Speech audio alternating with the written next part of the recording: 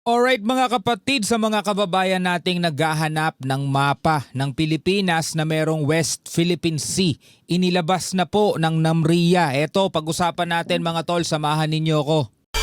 I'm just a young nigga chillin' on it. First time I seen ice was a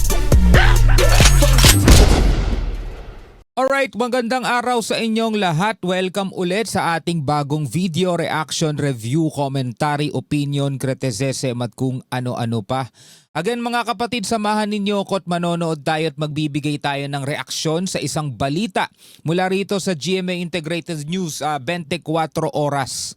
No? Sa wakas at inilabas na ng NAMRIA. Ano ang NAMRIA mga kapatid? Ito, ang NAMRIA ay National Mapping and Resource Information Authority, no? The Central Mapping Agency, Depository and Distribution Facility for Natural Resources Data in the Philippines. It is a government agency under the Department of Environment and Natural Resources or DENR, responsible for creating official base maps. Ito yung hinahanap, di ba, ng ating mga kababayan? Official base maps, nautical charts, and managing geospatial data for national development. So eto na mga kapatid, no? Ito yung hinahanap ng ating mga kababayan, ang mapa na meron daw West Philippine Sea. Bago natin to pag-usap-usapan, no, samahan muna ninyo ko. Huwag niyo kalimutan mag-subscribe. Click niyo na rin ang notification bell para ma-notify kayo whenever na may mga bago tayong reaction video tulad nito. At kung ikaw naman ay nanonood sa ating FB page, syempre huwag mo rin kalimutan mag-follow and like. Maraming salamat sa ating mga bagong kasama, mga kaibigan na ngayon ay nabubuksan na rin ang kanilang kaisipan sa kung ano ba talaga ang ipinaglalaban ng ating bansang Pilipinas. Alright, wag na natin patagalin pa. Panoorin na natin to mga tol. Sa gitna ng paghahanap ni Senador Rodante Marcoleta ng mapang nagpapakita na may West Philippine Sea, naglabas ng mapa ang ahensya ng gobyerno na nakatokang gumawa ng mga yan. Pati mga coordinate na hinahanap ni Marcoleta na ipasa na sa isang international body noon pang 2009. So meron na pala talagang mapa. Ito yung hinahanap ni Senator Marcoleta na sinasabing wala pa daw tayo hanggang saan ba talaga ang coordinates, saan ba talaga mapa, hanggang saan ba talaga ang nasasakop ng West Philippine Sea. So sa wakas mga kapatid, etong NAMRIA, matagal nang nanonood, naglabas na ng mapa at ito'y naipasa na pala sa mga kinauukulan noon pang 2009. Kung kumikibo ka na agad ng RIA, di sana wala na sanang kaguluhan at wala na sanang pagtatalo-talo. Nakatutok si Joseph Morong. Hinanap muli ni Senador Rodante Marcoleta ang mapang nagpapakita ng West Philippine Sea na tatanggapin ng buong mundo. Kung meron aniya ay dapat itong isumite sa United Nations kasama mga coordinates at mga hangganan para kilalanin ng ibang bansa. Pero mga kapatid, teka, putulin ko muna. Meron akong gustong ipaliwanag sa inyo, okay? Kasi alam ko magkakaroon pa ulit ng butas to eh. Sasabihin ng iba natin mga kababayan. Kasi nga hinahanapan talaga nila ng butas eh. Diba? Ibang mga kababayan natin sasabihin, naipasa na sa United Nation. Tanong, kinikilala ba yan ng United Nation, mga tol? Kasi mga tol, ganito, etong NAMRIA, ito'y national mapping, ito'y para sa Pilipinas, no? Sa Pilipinas yan. Ngayon, lahat ng bansa, meron silang kanya-kanyang ganyan. At lahat naman yan ay nagpapasa sa United Nation. Pero ang United Nation, hindi komo nagpasa ka ng ganito is yan na yung magiging official kasi lahat ng bansa mga kapatid nagpapasa ng ganyan. So ngayon tinatanggap nila yan bilang data nila pero hindi nila sasabihin officially eto na ngayon ang mapa ganyan-ganyan kasi nga meron pa ring mga dispute di ba? Meron pa ring pagtatalo-talo. Pwedeng sa ginawa nating mapa is tututol yung mapa ng kabilang bansa o tututol yung mapa ng iba pang mga claimant. Diba? Pwedeng mangyari yon. Ngayon, hindi United Nation ang lulutas nun. Merong ibang international bodies na magdidikta, kumbaga hukuman. Sabihin na lang natin yung International Court of Justice, pwedeng ganon mga tol. Sila yung huhusga at sila yung opisyal ng pinakamapang kikilalanin talaga. Okay? Hindi porket na ipasa na yan sa United Nations is yun na yung magiging official. Pero ito ang kailangan nating tandaan. Meron na tayong mapa, meron na tayong coordinates, matagal na pala. Ayaw lang kumibo kasi nitong NAMRIA, no?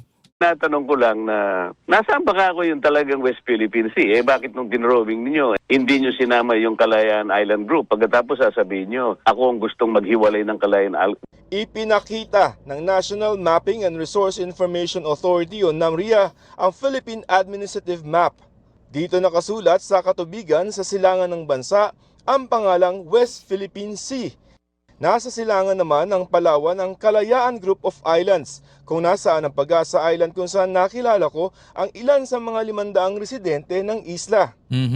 Sabi ng NAMRIA, taong 2012 pa formal na ginagamit ng Pilipinas ang pangalang West Philippine Sea sa lahat ng publikasyon ng gobyerno. O di ngayon, at least alam na nating lahat. Iwasan na natin yung pagtatalo-talo kasi na binibigyan natin ng sariling butas mga tol yung bagay na meron tayo na imbis na dapat lagi nating pinapatatag at kung meron mang butas sinusulsihan natin, tinatahi natin. Ang nangyayari mga tol dahil sa paglalaban-laban ng kanya-kanyang panig mga tol, lalo nating winawarat yung butas na yan eh. Diba? Ang may pinakamalaking butas talaga yung umaangkin ng 9-dash line. Yun talaga napakalaki talaga butas nun. Pilit nilang pinagtatakpan. Pero eto nga sabi since 2012, the Philippines has formally used the name West Philippine Sea in government publications. NAMRIA places the label consistently across its official maps and charts. Nakalagay din ito sa lahat ng mga opisyal na mapa at charts ng gobyerno. Kabilang dyan ang mga nautical charts na ginagamit sa pagpapalaot na ayon sa NAMRIA ay nakasumite sa mga international technical bodies tulad ng International Hydrographic Organization o IHO. Nakasumite na rin. NAMRIA's nautical charts are also submitted to relevant international technical bodies including the International Hydrographic Organization o IHO. Nakasumite na rin pala to. Katunayan, 2009 pa yan na isimite sa IHO ayon kay Senator Francis Tolentino, pangunahing may akda ng Philippine Maritime Zones Law at Philippine Archipelagic Sea Lanes Law. Laman-aniyan niya ng mga coordinates at hindi kailangan may nakarehistrong West Philippine Sea. There is no such thing as registry of seas. Walang listahan, walang talaan ng dagat. IHO has never been mentioned by UNCLOS. Wala. IHO is just a technical support organization. Yan, paulit-ulit ko na rin in-explain yan dito sa ating reaction video mga tol. Sad to say, alam mo na, yung mga Pilipino, mahilig lang makinig pero hindi marunong mag-research. By UNCLOS. Wala. IHO is just a technical support organization. Ang nire-register natin ay yung coordinates or charts. Nagawa na natin yon noong 2009. Kaya, sorry, nalito ka rin. Malilito talaga tayo kung ulit-ulitin yan. Ulit na sinasabi ko nga sa inyo nung mga nakaraan pa, ang IHO ay hindi nagbibigay, hindi nila trabaho magbigay ng authority sa kahit na sino mang bansa kung sino ang nagmamay-ari nitong lugar na to. Hindi nila trabaho yon mga tol. Diba? Ang may trabaho nun yung UNCLOS. Sila yung dapat nating sinusundan, sila yung dapat nating kinikilala. Sinabi ng UNCLOS, bawat bansa o bawat coastal state, bawat bansa is merong 200 nautical miles, exclusive economic zone. Nagkapirmahan naman yan, pumirma tayo, pumirma ang China. Ang problema mga kapatid, dito nagsisimula ang problema. Hindi kinikilala ng China yung mismong pinirmahan nila. O kinikilala nila yung mismong pinirmahan nila para sa kanila lang pero yung 200 nautical miles ng ibang bansa ayaw nilang kilalanin. Diba? O wala tayo ulit, again mga kapatid, lilinawin ko, wala tayong problema sa China. As China. Okay? Wala tayong problema sa mga Chinese people, as Chinese peoples, as national. Wala tayong problema doon. Ang problema natin yung pinatutupad at yung naratibo ng CCP, which is yung kanilang government.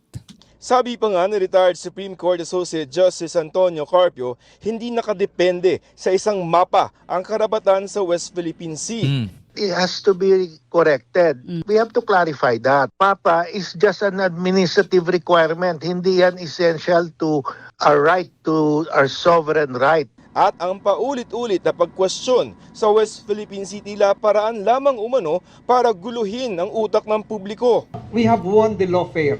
Law warfare, panalo tayo. Sa batas natin, sangayon sa UNCLOS, dahil tayo sa arbitral ruling. Dito tayo ngayon, ginigiba doon sa sinasabi mo, doon sa misinformation. The Chinese government is intensifying their counteraction to counter our information campaign, amplifying our legal victory in 2016. Parang ganito lang din mga kapatid. Ito naisip ko lang. For example, may binili kang lupa. 'Di ba? May binili kang lupa, bakanteng lupa, tapos pina-develop mo na. Ngayon, nakapangalan sa iyo 'yun. Nakuha mo na yung title nun, yung titulo nun.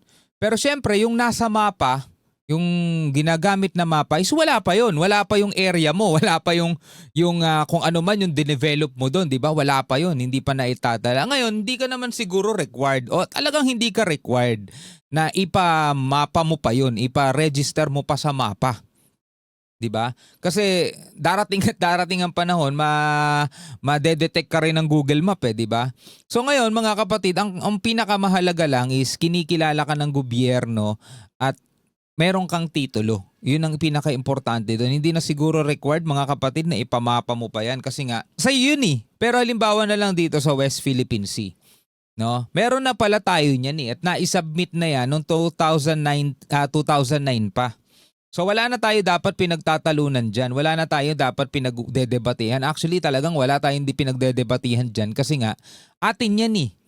And kahit naman si Senator Marcoleta naniniwalang atin yan. Sa lahat ng interview na napanood ko, sinasabi niyang atin yan.